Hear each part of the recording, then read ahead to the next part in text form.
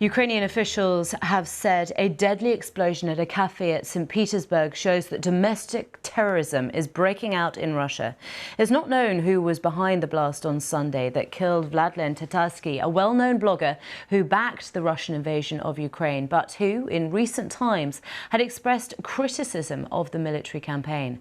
Azadeh Mashiri has this report. Spiders are eating each other. That's how one Ukrainian official described a blast that killed a pro-Kremlin military blogger. Suddenly, everything exploded and there was smoke. It was like a slow-motion movie. We were seated in the back half of the hall. Everyone started to run. Those who were near had blood all over them. There are conflicting reports about what happened.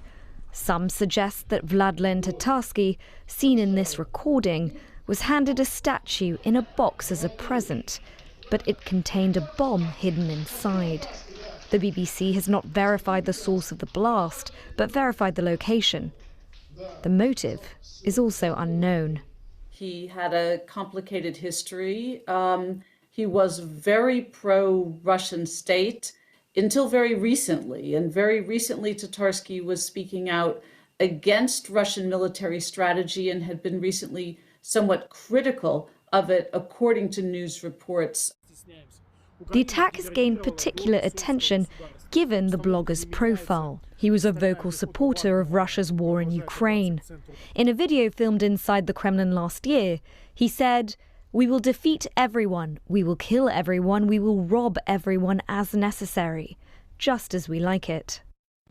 Not only that, but Mr. Tatarsky said he was involved in combat on the front line in Ukraine. He even claimed to have helped launch combat drones. It was an attack in the second largest city in Russia, and I would believe that the security forces will try to do everything in their power to bring just someone to justice and to create the sense that the case has been solved. This isn't the first bomb attack involving a pro-Kremlin figure. Last August, a car bomb exploded near Moscow. It killed Daria Dugina, a journalist and prominent supporter of the Russian military. She was also the daughter of a close Putin ally. As for this latest attack, it's still unclear exactly what happened in President Putin's home city and why. Azadeh Mashiri, BBC News. The BBC's Will Vernon is in Moscow for us. Will, we understand that the blogger's death is now being investigated as a high-profile murder. Questions certainly being asked. Do we have any answers?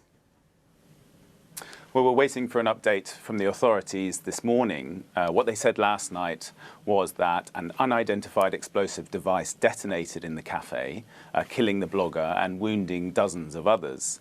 And several Russian news agencies reported that, that shortly before the blast, Tatarsky was handed some sort of statuette and that the explosives could have been hidden inside that. Now, why is this important? After all, you know, this wasn't a Russian official, this was a blogger, albeit a very well-known one. And actually, the kind of pro-Kremlin Russian military blogger community has taken on quite a high-profile role since the war began just over a year ago.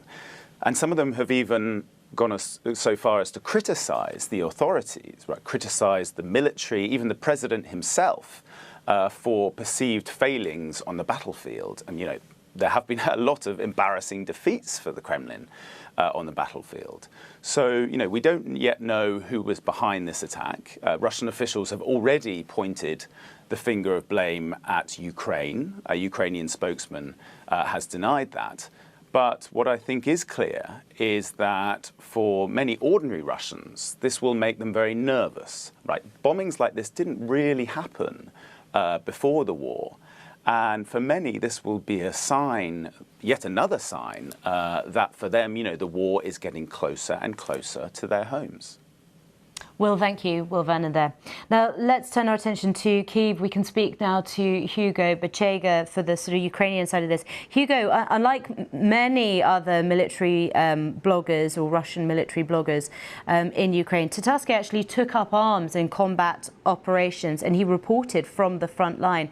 What is Ukraine saying about this death? And, you know, are they going to stick to this line about it being domestic terrorism?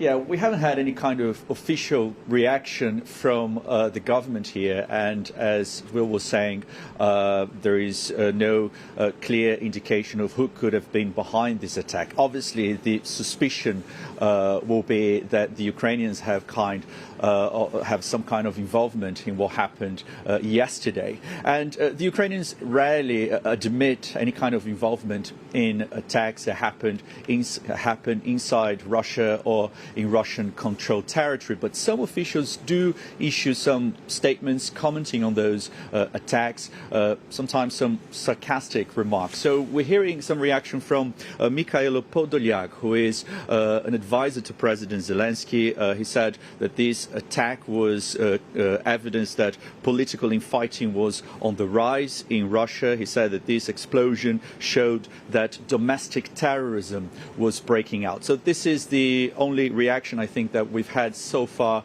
from a senior Ukrainian official reacting to what happened yesterday in Russia.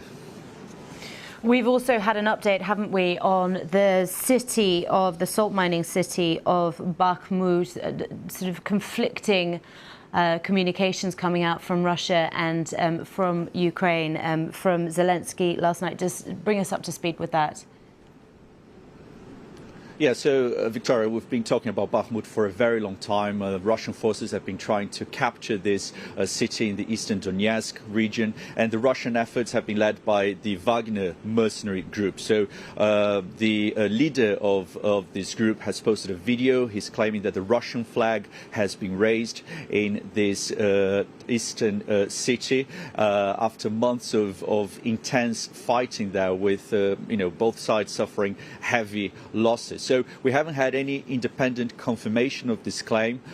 We've just had an update from the Ukrainian army. They haven't confirmed this claim by the head of the Wagner group, Yevgeny Prigozhin. And last night, President Zelensky said that the situation remained especially hot in Bakhmut. And again, he thanked Ukrainian soldiers for defending this city. Now, for the Ukrainians, they've been saying that it is important to defend Bakhmut because they see Bakhmut as the first line of defense of major cities in the east of the country. Obviously, there is the expectation that the Ukrainians are going to launch a major offensive to try to take back territory that's now under occupation. And obviously, for the Russians, capturing Bakhmut would be a major victory after a number of humiliating setbacks on the battlefield. So the information is conflicting about what is happening in Bakhmut after this claim by the Wagner group. Hugo, thank you.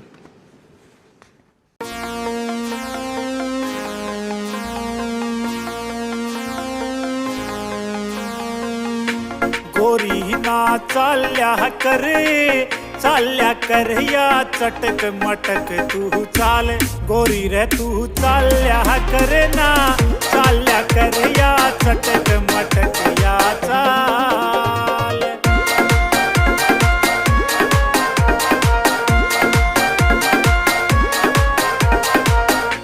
रंड्या का जूत बाजे कोई पूछेगा तेरा हाल रंड्या का जूत बाजे कोई पूछेगा तेरा हाल गोरी रे तू चाल्या कर ना चाल्या कर या चटक मटक या चाल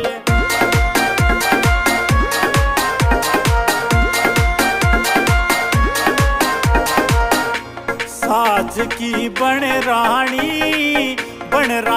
और छोड़ दे सारे ख्याल साज की बन रानी और छोड़ दे सारे ख्याल गोरी रे तू चाल्या कर ना चाल्या कर या चटक मटक या चाल